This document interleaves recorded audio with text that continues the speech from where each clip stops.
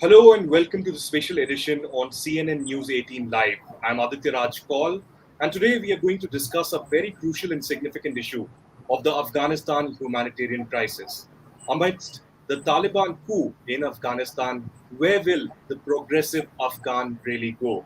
We've seen mushrooming crowds of the Afghan nationals who are turning into refugees seeking shelter in several countries. The US has, in fact, helped take away almost 120,000 of these Afghan refugees. And several of them have, in fact, turned their eye to countries in South Asia as well, including India. Many of them have landed in India, but in particular, minorities from the Afghan Hindu and the Sikh community. But there are several others, including those who seek asylum in India, including those students who, in fact, have been studying in different universities and colleges in India, have their visas, but their visas still have not been extended. So today we have two special guests here on CNN News 18 Digital Exclusive. We have Ali Hydri, who will be in fact discussing in detail his plight, his trauma, about his family and his roots in Afghanistan. And also we have Adiba joining us. Thank you very much, Adiba and Qurban, for joining us live here on CNN News 18. I want to begin by asking you, Adiba. You are an asylum seeker. You've still not got that refugee status, and your family has been first-hand victim of the violence and terror in Afghanistan as well. Briefly, for our viewers, could you first explain, what the plight has been in Afghanistan? I don't want to repeat that. What happened with your sister and others, and thereafter, what's your demand currently? Where are you right now? What are you seeking from the government? So my name is Itba Qaimi, basically from central province of Afghanistan. Uh, but currently I'm living in New Delhi, India. So in the 2 past weeks, I have been so difficult cause it's such a bad situation in Afghanistan is going on, and now our government, our country is under control of Taliban. We came here in 2019 because we there was so many reasons that we came. The first reason was my mom received death threats, which is from Taliban. This caused that we left everything and we came India, and nowadays, and then we came here. So in 2020 also, as you are aware, my cousin Frishta Koistani, who also was a civil activist and she worked with women. She was killed by Taliban. So now, when I came here, so as at the gathering outside of embassy, so some people suggest that I start a petition in change.organization. So then I start this petition, and cause I believe that it would make my voice louder and be heard by anywhere media people. So I start this petition and just I want in this petition immediate asylum for all children and women who are flew from Taliban. And nowadays, all people of Afghanistan trying to come out of there, especially beside these people, my sister, she's also stuck in Afghanistan and she trying to come out of.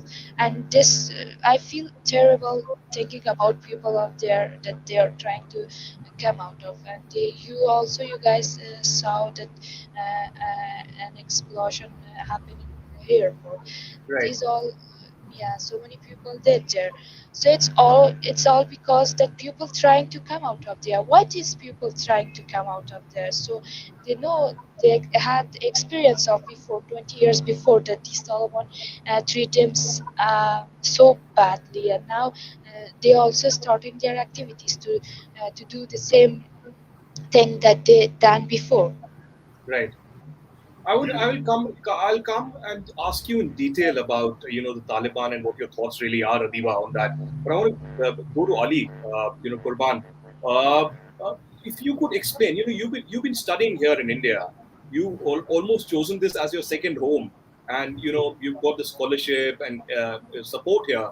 But I'm told that your visa would be expiring anytime soon, and you're seeking that immediately visa needs to be extended. So what are you facing? What are the challenges that you're facing, Ali? And what about similar students all across India? I'm sure there are hundreds of Afghan students, if not thousands, who are similarly waiting for visa extension or some scholarship or some international aid so that they can continue with their lives here in India. Actually, my visa on 21st of July expired, and now I don't have visa. The thing is that my visa expired. So I applied many times, even requesting from the school of my school, School of Computer and System Science from JNU, but I was not able to, or somehow the dean of my school refused to give me bona fide letter to extend my visa.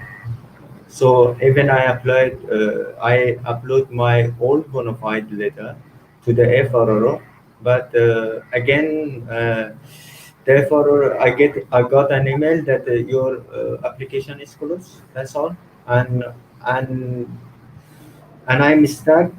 No flight that I can't go back to the country, and the situation is worse, and no one is understanding. Everyone knows about the current situation in back to Afghanistan. Recently, 2 days back, 13 from I'm originally I'm from Daikundi. In Daikundi, 13 people was shooted by Taliban. Yes. They yeah. So in Khyder. So what do you think? This is systematically they are killing our people. It means this is genocide. Since long time they are killing our people. So who will guarantee if I go back? For example, if I go back to the Afghanistan, so nothing will happen. So everything is okay.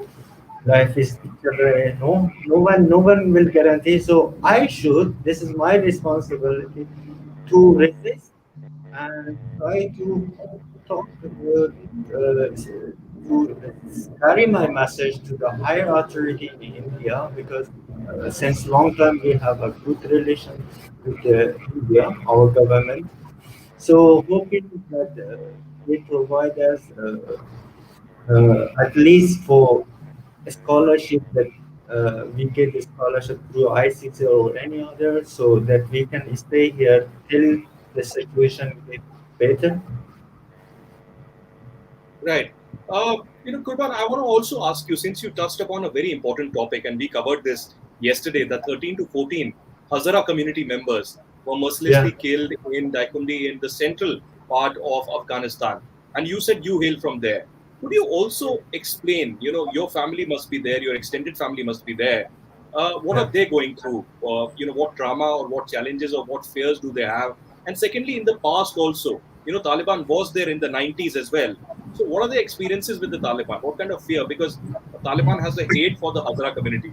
So, how does the community really survive there in central Afghanistan?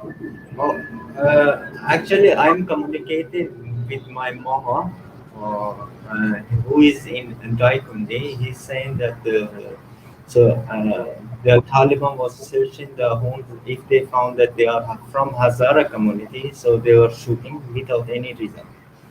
So since long time it is happening systematically. They are targeting like our hospital, institution, university, anywhere. So even on the way, suppose from Daikundi to Kabul, so mostly people are coming to the Daikundi for some business or for education purpose, something like that. But on the way, if the Taliban capture them, they will separate from other communities, mostly separate from other community. But if they found their Hazara community, they will shoot them without any asking. So this is one thing since long time. At the role of which is Taliban in 1996 to 2001. So uh, the Taliban is against the human rights, women's rights. They are not. So they are like punishing the women in publics. like in name of stoning, you can say stoning Hmm. or beating them, or not allowing the women from different community to go to for education. They are not allowing them to work. They and also even one woman want to go outside without mahram, it is impossible. It is someone, some of her relative must be there to go for a simple problem. Even in the at this current time, my mom is saying that one time I and my Betty went to the city. So everyone coming with their mahram. It means with proper hijab,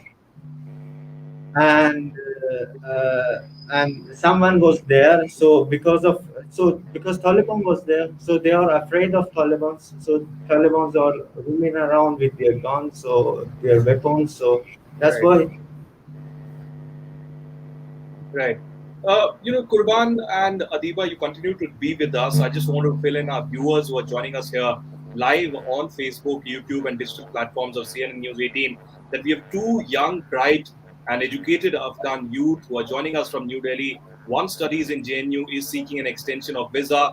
Adiba is, of course, an asylum seeker, has not got the refugee status, but is appealing to the conscience of the global community to help out the Afghans in this humanitarian crisis in Afghanistan. So, if you have any questions, if you have any comments, please do fill in on the Facebook and YouTube. We will try and take that and pose those questions to them as well. And in future, the Afghan panelists that we receive, Adiba, coming to you, you spoke about what your sister went through, and you are here, in India seeking shelter. But uh, what is your predicament? What is your fear really about the Taliban now? Ali spoke about uh, the Taliban doesn't allow the women to really work or co-education, or as per the Sharia laws, there is curtailment of freedom for the women, which is certainly not equal to what the men really receive in Afghanistan. So, what are your fears for your extended family and others who are still perhaps in Afghanistan? Is this really a very traumatic period for them, the Taliban rule? Actually, being as a Afghan woman now in Afghanistan is such a big deal and such a want require of power to live there. And I think that these Taliban doesn't change. They are the Taliban that they was in 20 years before. So now I think for all women, the situation becomes so worse because as Mr. Bhagwan mentioned that they in past they never allowed women to continue their education. They didn't allow women to go job, and even the basic need of women, all women was Adiba, just a uh, request, if you could hold the mic a little closer and speak a little okay. louder. Yeah. Okay. Beside these things, now they start their activities eventually. I mean, they started slowly, and they will see now when the Taliban like attack in Afghanistan and capture all province of Afghanistan, all close universities, schools, universities are all them is closed. Why? It's because of them. And I think that this situation will become worse and worse. That's why and that's why I start petition, and I'm so optimistic to international community. I always want to raise my voice and want people to raise their voice beside me, because it will make a big difference. It will make a sense to all people, and it will be heard by all in anywhere, and by media and different people. So that's why we need this. We need to raise our voice.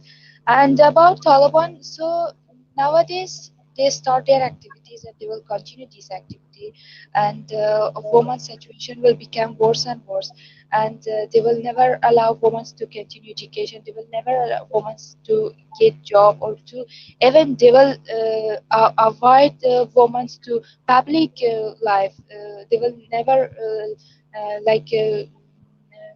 let them to go out alone without any men, and this is the main problems that they will make for women soon, and also they are making as well.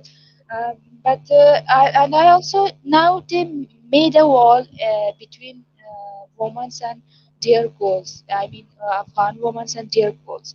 How to break this wall? I think it's a little bit tough, but I thought our voice will break this wall, and this wall and let this voice will let women to achieve their goals. And I'm so optimistic about these things, and I just want from all governments and another powers to grant immediate asylum for women and children who are fleeing from Afghanistan now. And these days we feel so terrible because my sister always like these times call me and told us that situation become worse and there is no way to come out of Afghanistan. Even when the explosion happened airport, all people got feared to go there again. And that time 20 minutes before this explosion happened, my sister was there in airport, and it was really such a bad experience that they have from there. So, and I think that now we are optimistic to international community. That's why I always come to this interview and come to media to raise my voice. And I'm so hopeful to all these United Nations and people Right. hear me by here. All right. Adiba, I just want to recollect for the viewers that here is Adiba. She's a 21-year-old aspiring doctor from Herat in Afghanistan.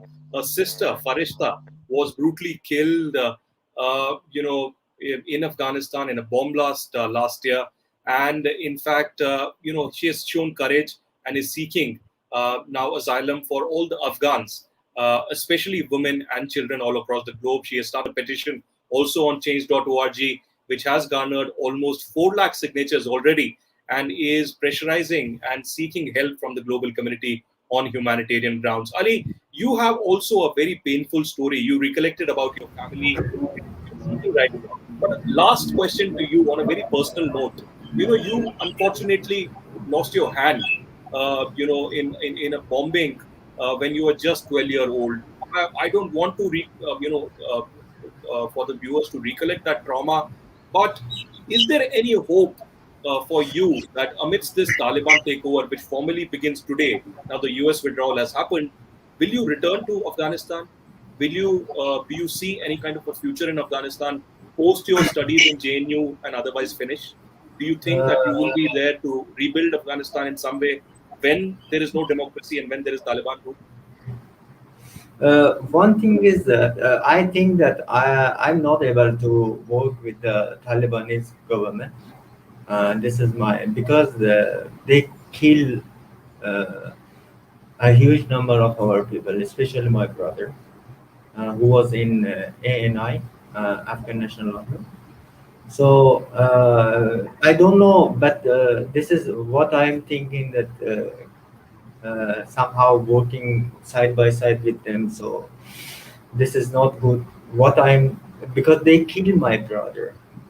So it means it is something that I cannot imagine even to work with the government on a side of them. So work on with side by side with them in any fields or whatever. But I'm not thinking. But I believe in my people that.